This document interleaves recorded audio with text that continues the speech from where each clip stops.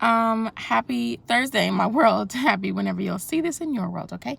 Bienvenidos a mi canal. Welcome back to my channel. If you know me, thank you so much for coming back to see it, girl. I appreciate you.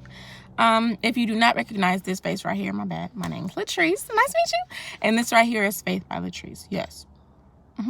Where faith is the muscle we exercise around here. So let's get on into it. No dilly-dallying. All right, y'all. Happy today. Shout out to the person who wakes me up in the morning, which is Jesus first and foremost. Let's not get it twisted. But the person that calls me to remind me to get up. Love you. Okay, so el tema de hoy is going to be love well. Okay. Now what does that mean? Where did I get that from? Verse of the day on the Bible app, I believe, is Ephesians 5:2. And there's one little part, I think I have it in like a couple different translations, but one of them says to live a life filled with love, right? Embracing others as Jesus Christ, something like that. Paraphrase. But I was thinking like, okay, what does that mean, right? Now, first of all, I know there may be some people watching this who may not follow Christ, may not, believe in a certain religion, and that's your business. That's okay. But for the sake of practicality and things we're gonna get into, you can stay and listen to. Come on, we friends, we family, we chatting. So okay, the topic love well. I was like, how do we love well? Let me think about this, right? Now I'm gonna go from some scripture, but just rock with me, okay? I was thinking about how in the Bible it says, God says, like, He gives you the 10 commandments, all that stuff in the beginning, all those other commandments. But he's like, listen, this is the most important thing. For you to love God, right, with all your heart, your mind, and your soul, and to love your neighbor as yourself. Boom. If you get those two right, we solid.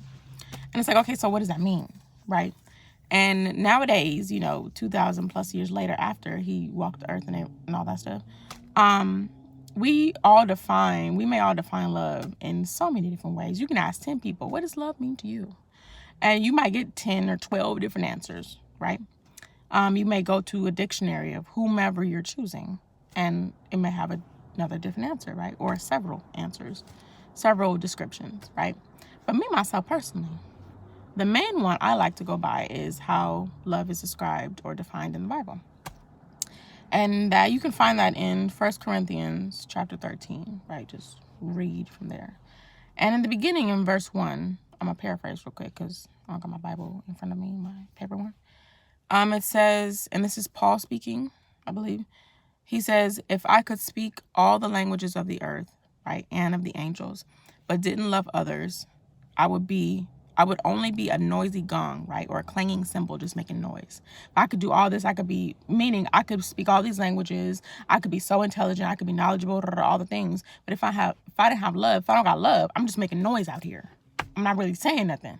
And then verse 3, he says, if I gave everything I had to the poor, right? Everything I had, and didn't love people, I would have gained nothing. I could give all I have. I could do all these good works. I could acquire all of this knowledge. But if I don't have love, what am I doing? Like, what is my existence really doing out here? I'm not really saying nothing. I ain't really doing nothing. I'm not really gaining anything, right? And then if you continue below in verse 4, it gives it defines love, right? It says love is patient and kind. Love is not jealous or boastful. Love is not proud or rude. It does not demand its own way, right? Love is not irritable. Love keeps no records of wrongs. That one always gets me. Let me continue and we'll come back to that. Keeps no records of wrongs. Love does not rejoice with injustice, but when truth wins. Love never gives up. Love never loses faith. Love is always hopeful. Love endures through every circumstance. Now I'm like, okay. Now when God is telling us to love ourselves and to love others, right? And if we apply this definition, it's hard out here to love people. Huh?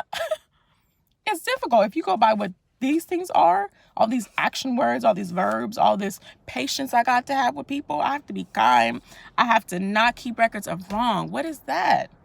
That's like when you get into it, practically, when you get into it with somebody, right? Be it your friend, your family member, a stranger, whoever, and you have to see that person again. When I see that person again, basically keeping no records of wrong means we have to reset. I have to reset. I can't see you and then want to treat you differently because of the last thing you did to me. I have to keep no record of wrong. Why? It's not just for that person, like forgiveness. It's not for that person. It's for me. If I keep a record of wrong, that means I'm going to be holding the anger I have for you. And if I hold the anger for you, that's the poison inside of me. You might go on with your merry life. You might go eat a taco. You might go have a drink. You might go eat some fruit, exercise, and live your life. But if I keep a record of wrong, I'm rehearsing the thing in my mind, what you did to me, and I'm mad about it.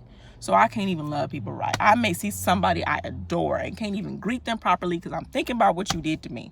Huh? Okay. Moral of the story, love well. That's it. Have a wonderful day, everybody. Si nadie te ha dicho hoy, esta día que te estoy hablando a ti mismo, yes, you. If nobody has told you today, I love you. Well, we talking about love. Because listen, life be lifing, but guess what? We are going to prosper regardless. Catch you on the flip side. Bye.